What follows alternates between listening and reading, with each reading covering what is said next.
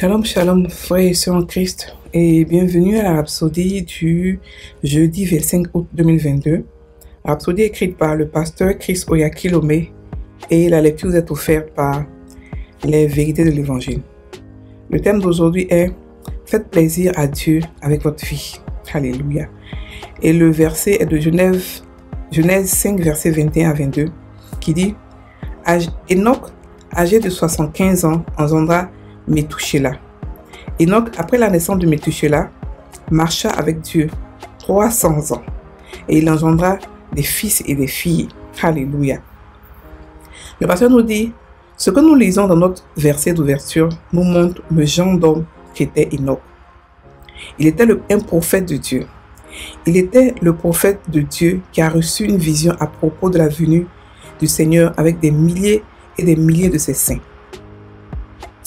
Jude 14, verset 15 nous dit « C'est aussi pour eux qu'Enoch, le septième depuis Adam, a prophétisé en ces termes. Voici le Seigneur est venu avec ses saintes myriades pour exercer un jugement contre nous et pour faire rendre compte à tous les impies parmi eux de tous les actes d'impiété qu'ils ont commis et de toutes les paroles injurieuses qu'ont préférées contre lui des pécheurs impies. » Alléluia. Et Hébreux 11, verset 5 nous dit « C'est par la foi qu'Enoch fut enlevé pour qu'il ne vit point la mort et qu'il ne parut plus parce que Dieu l'avait enlevé. Car avant son enlèvement, il avait reçu le témoignage qu'il était agréable à Dieu. » Alléluia. Fin du verset. Enoch a été enlevé lorsqu'il était encore vivant et il n'a pas connu la mort. La Bible dit, avant son enlèvement pour le ciel, il avait le témoignage qu'il a plu à Dieu. Comment êtes-vous agréable à Dieu? La manière de plaire à Dieu est de marcher par la foi. Car la Bible dit, or sans la foi, il est impossible de lui être agréable. Hébreux 11, verset 6. Vous pouvez déjà le dire aujourd'hui, si vous plaisez ou non au Seigneur. La question à laquelle vous devez répondre est la suivante.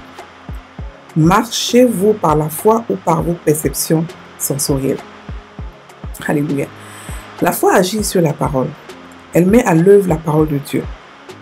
Enoch savait qu'il plaisait à Dieu parce qu'il était un pratiquant de la parole.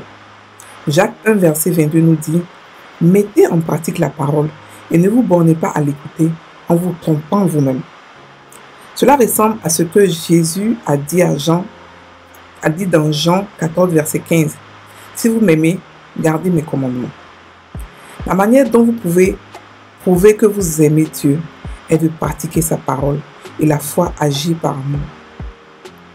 Apprenez à marcher à la lumière de la parole de Dieu.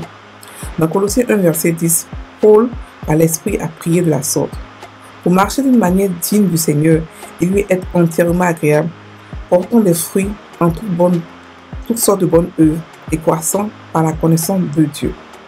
Ceci est accompli dans votre vie à mesure que vous vivez chaque jour par la foi, car les justes vivront par la foi. Romains 1, verset 17, 2 Corinthiens 5, verset 7, Galates 3, verset 11. Alléluia. Alléluia. Donc, ici, le pasteur fait la rhapsodie. Le pasteur ici nous parle de comment plaire à Dieu. Il nous demande d'avoir une vie qui fait plaisir à Dieu. Alléluia. Et il nous parle d'Enoch. Enoch qui a marché avec Dieu.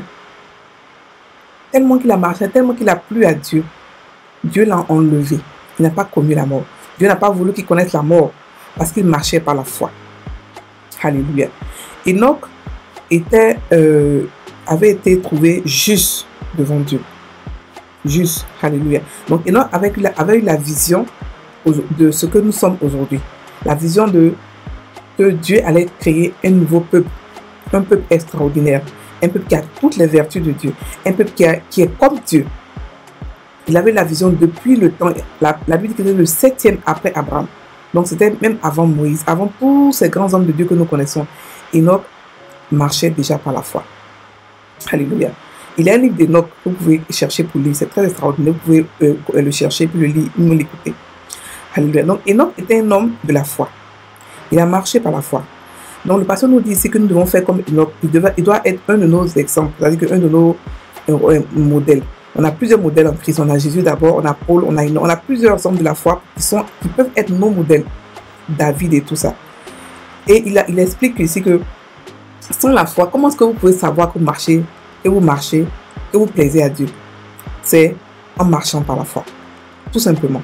En marchant par la foi. Et là, étant donné que chaque chrétien a la mesure de la foi, c'est-à-dire qu'on a une dose de foi lorsqu'on devient chrétien. Il suffit de faire grandir cette foi-là pour marcher dans la foi. Et comment on la fait grandir? C'est pratiquer la parole de Dieu. Et ne pas se borner à l'écouter. Beaucoup d'entre nous écoutent la parole de Dieu, on est content, on saute, on fait ceci, on est content. Mais on ne la médite pas, on ne la garde pas dans notre cœur. Christ a dit quoi? Si vous m'aimez, gardez mes commandements. Ça veut dire quoi? Si vous m'aimez, prenez mes commandements, écrivez-les dans votre cœur et gardez-les. Comment les garder? Par la méditation.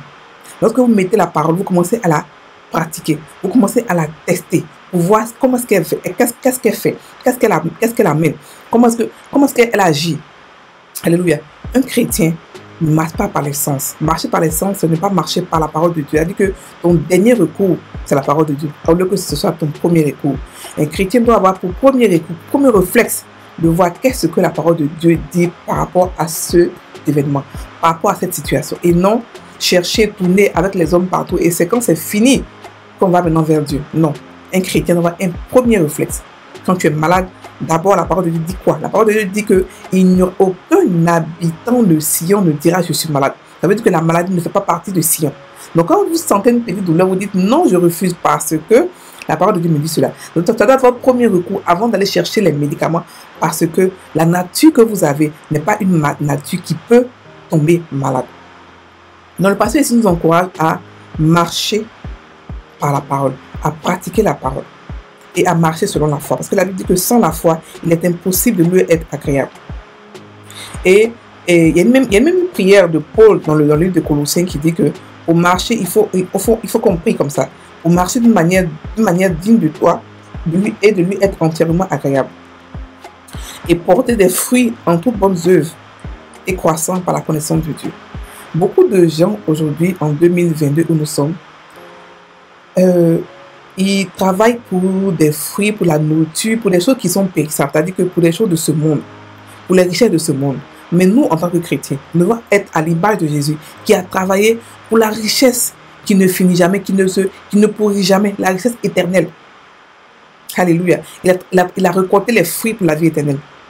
Et c'est comme ça que nous devons lever.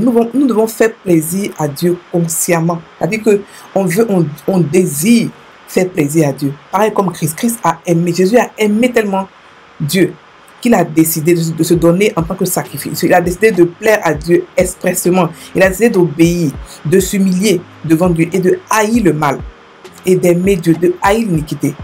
Nous aussi, nous pouvons le faire. Et nous pouvons marcher par la foi. Marcher par la foi veut dire quoi? La foi, qu'est-ce que la foi? La foi, c'est avoir dans votre esprit ou votre imagination, une preuve de ce que vous avez. Et avec cette preuve-là, allez, merci. Allez arracher la preuve, ce que vous avez, vous voyez, et après remercier Dieu pour cela. La foi, c'est une vie d'adoration constante, une vie de remerciement constante. La foi, c'est la réponse de l'esprit humain à la parole de Dieu. C'est-à-dire que la parole de Dieu vient et ça crée la foi. Et quand ça crée la foi, qu'est-ce que tu fais avec la foi? Qu'est-ce que tu fais avec elle? C'est ta preuve. Elle devient ta preuve. Quand elle est créée en toi, tu peux tout faire. Là, au moment où elle est créée, tu peux tout faire. Il n'y a rien qui t'est impossible. La Bible dit que tel que Christ est tel que nous sommes et que nous pouvons tout faire par Christ qui habite en nous. Frères et sœurs en Christ, ce que Jésus a fait, nous pouvons le faire aujourd'hui. Jésus a fait quoi? Il a ressuscité les morts. Il a guéri les malades. Il a parlé au vent. Il a parlé à la pluie. Il a parlé à la mer. Il a parlé aux plantes. Il a dit que ce que je fais, vous allez faire encore de plus grandes choses. Pourquoi? Parce que nous sommes nombreux. Nous sommes tous des petits Jésus. Des Jésus. Alléluia. La seule différence entre nous et Jésus, c'est qu'on n'est pas souverain sacrificateur. Le sacrifice qu'il a fait, on ne peut pas le faire. Mais on profite de tous les avantages qu'il a sans exception. Alléluia. Donc, frères et sœurs, je vous encourage à marcher par la parole. Que la parole soit votre premier recours. Et dans n'importe quelle situation, que la parole soit votre premier recours. Et apprenez à méditer la parole de Dieu tous les jours. Que ce soit un exercice spirituel quotidien. Afin de le crier dans votre cœur. Lorsque dans votre cœur, vous le pratiquez naturellement. Sans faire d'effort. Parce qu'elle est dans votre cœur. Mais quand elle n'est pas dans votre cœur et qu'il y a une situation, vous paniquez, vous pleurez, vous criez, si vous sautez, si vous faites toutes sortes de jeûnes. Mais la parole dans votre cœur est la solution à tout. Dieu nous a donné sa parole. Est-ce que vous comprenez l'ampleur de ça? La parole, c'est-à-dire que la parole de Dieu qui est Dieu est aujourd'hui en nous.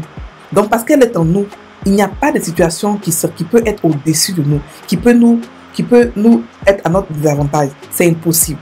Alléluia. C'est impossible. On va prendre la prière. Cher Père Céleste,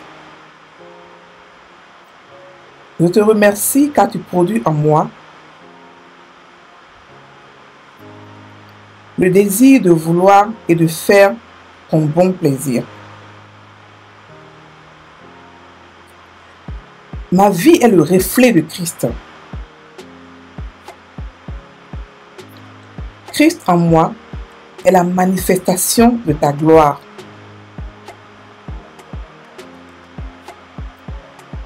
Dans tous les domaines de ma vie. Merci Seigneur pour le privilège de marcher avec et en Christ. Au nom de Jésus. Amen. Frères et sœurs, passez une excellente journée. Vous êtes bénis en Christ de toutes les bénédictions que renferment les cieux. Alléluia.